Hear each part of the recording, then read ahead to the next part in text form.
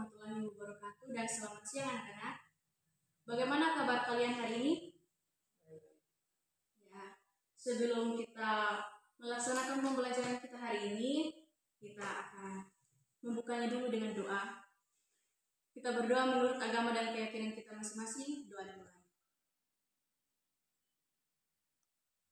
Doa selesai. Ya, minggu lalu Ibu memberikan tugas kan? Ya, sekarang waktunya untuk dikumpul ke depan. Sekarang Ibu akan mengabsen ketua kelas. Siapa yang tidak hadir hari ini? Semua. Hadir semua. Ya, syukurlah semua hadir hari ini. Sekarang kita akan memulaikan pembelajaran kita hari ini. Dan materi kita hari ini yaitu tentang sumber daya alam. Dan tujuan pembelajaran kita hari ini yaitu mengidentifikasi persebaran sumber daya alam dapat diperbarui dan sumber daya alam yang tidak dapat diperbarui. Pertama-tama, ada yang tahu apa itu sumber daya alam yang dapat diperbarui? Ya, sumber daya alam yang dapat diperbarui adalah sumber daya alam yang dapat digunakan berulang-ulang kali atau dapat dilestarikan. Sedangkan sumber daya alam yang tidak dapat diperbarui adalah sumber daya alam yang jumlahnya terbatas.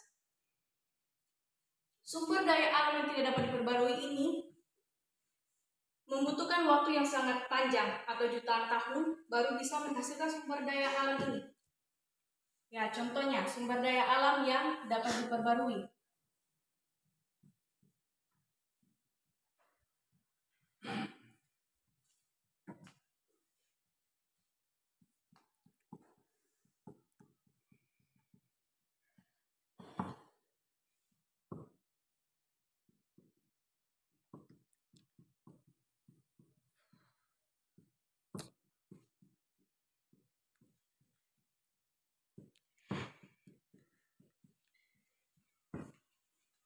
Ya, sumber daya alam yang dapat diperbarui contohnya hasil hutan. Hasil hutan contohnya seperti rotan. Yang kedua yaitu tumbuhan contohnya seperti padi, karet, dan kelapa sawit. Biji kelapa sawit.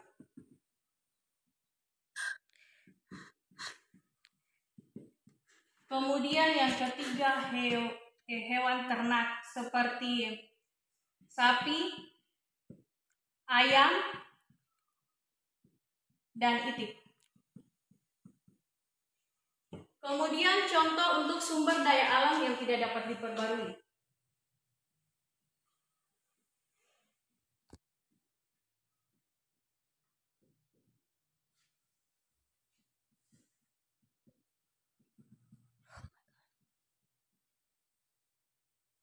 Contohnya yaitu barang tambang. Barang tambang yang terdiri dari, contohnya apa? Ada yang tahu barang tambang? Gas. Ya, gas alam. Sebelumnya itu Ibu jelaskan dulu ya. Barang tambang itu ada 3 jenis. Jenis cair, padat, dan gas. Yang pertama ini yang kalian sebutkan tadi contohnya untuk barang tambang jenis gas. Kemudian barang tambang jenis padat yaitu emas dan perak. Kemudian jenis tambang yang ketiga yaitu jenis cair yaitu minyak bumi.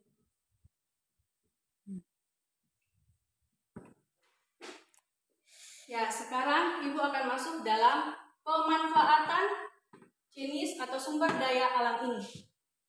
Yang pertama, pemanfaatan sumber daya alam rotan.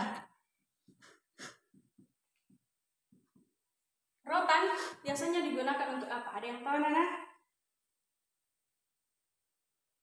Ya, Ibu menambahkan ya, rotan itu biasa digunakan untuk pembuatan peralatan di rumah. Contohnya seperti bangku, dan meja. Kemudian padi, karet, biji kelapa sawit. Padi semuanya pasti tahu kan pemanfaatannya bagaimana? Ya, padi yaitu sumber makanan manusia.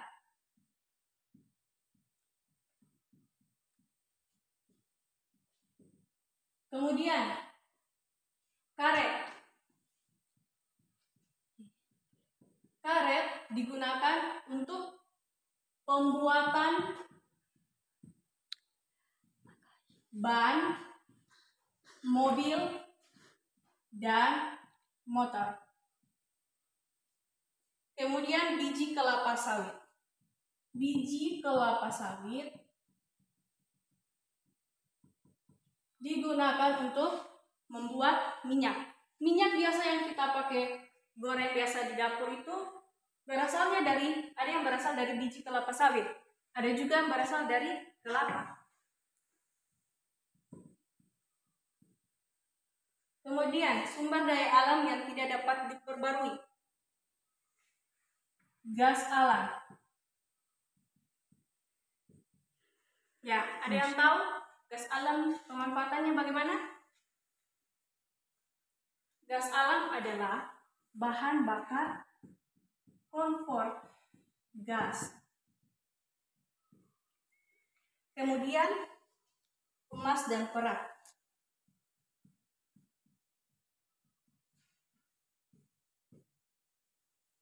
Emas dan perak ini sebagai perhiasan, sebagai atau aksesoris. Kemudian minyak bumi.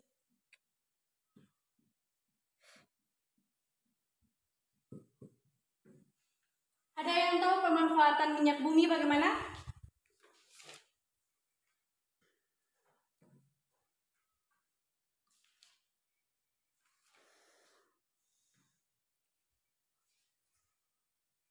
Untuk pemanfaatan minyak bumi yaitu contohnya seperti bahan bakar kendaraan. Contohnya itu seperti bahan bakar pesawat. Ada yang tahu bahan bakar pesawat apa? Bukan bensin ya. Bahan bakar pesawat itu adalah aftur. Aftur bahan bakar pesawat. Ya, kemudian di sini di depan sini terdapat 3 peta. Yang pertama peta umum Indonesia. Yang kedua ada 2 peta tematik. Yang pertama peta persebaran sumber daya alam yang tidak dapat diperbarui dan peta persebaran sumber daya alam yang dapat diperbarui. Yang tidak dapat diperbarui, Ibu mengambil contoh peta persebaran hasil tambang. Hasil tambang dari Sumatera hingga Papua. Ya, di bawah sini ada penjelasan barang tambang apa saja yang berada di daerah-daerah tersebut. Contohnya seperti yang di atas ini, yang simbolnya seperti layang-layang. Ya, ini adalah barang tambang emas dan perak. Kemudian, yang berbentuk seperti rumah, itu adalah minyak bumi. Dari kelima pulau yang besar ini, dari Sumatera, Jawa, Kalimantan, Sulawesi, hingga Papua, lokasi minyak bumi atau pertambangan minyak bumi yang banyak itu di daerah Sumatera. Sebelum Ibu lanjut menjelaskan, ada yang tahu itu apa yang disebut dengan barang tambang? Perbedaannya dengan pertambangan. Beda itu barang tambang dan pertambangan. Karena Ibu akan menjelaskan lokasi-lokasi pertambangan, jadi Ibu tanya dulu. Ada yang tahu itu barang tambang apa?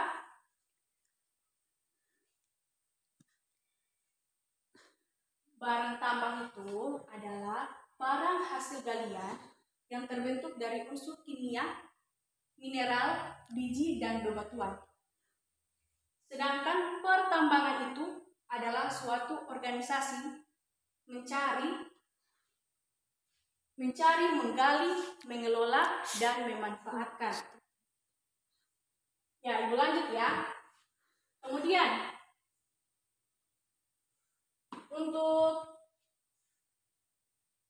persebaran biji besi. Persebaran biji besi itu terdapat di Pulau Jawa dan Kalimantan. Biji besi itu tidak ada terdapat di Pulau Sumatera dan Papua. Kemudian Ibu lanjut untuk peta persebaran sumber daya alam dapat diperbarui. Contohnya persebaran hasil bumi pertanian.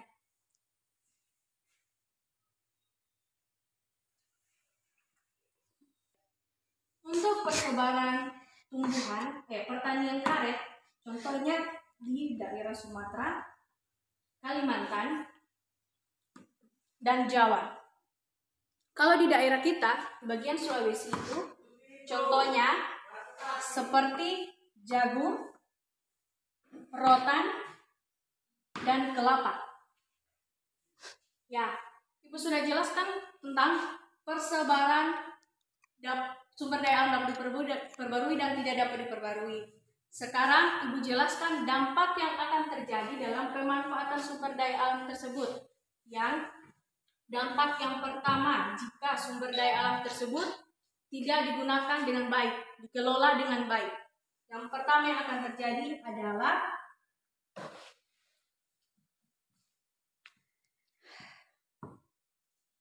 contohnya, sumber daya alam tidak berperbarui, barang tambang, jika tidak dikelola dengan baik akan terjadi kelangkaan pada barang tersebut. Karena barang tersebut baru ada sekitar jutaan tahun. Kemudian contoh pemanfaatan di hasil hutan. Jika kita mengambil sesuka, seenaknya kita, yang akan terjadi hutan gundul. Itu akan menjadikan bencana alam seperti longsor. Itu. Kemudian untuk tempat penambangan itu tanahnya akan menjadi tandus. Oleh karena itu, tempat pertambangan itu biasanya mereka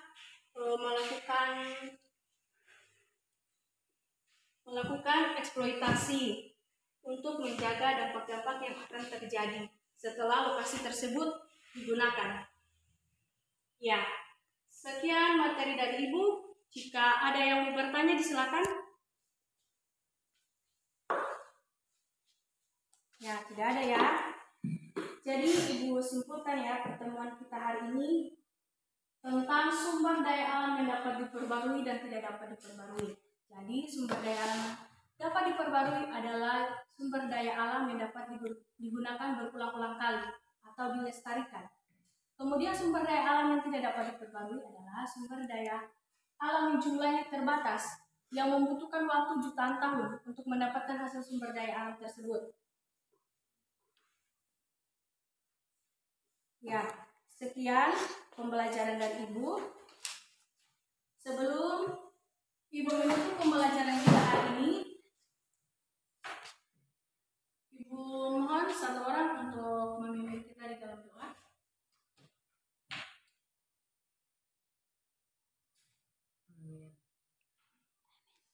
Selesai.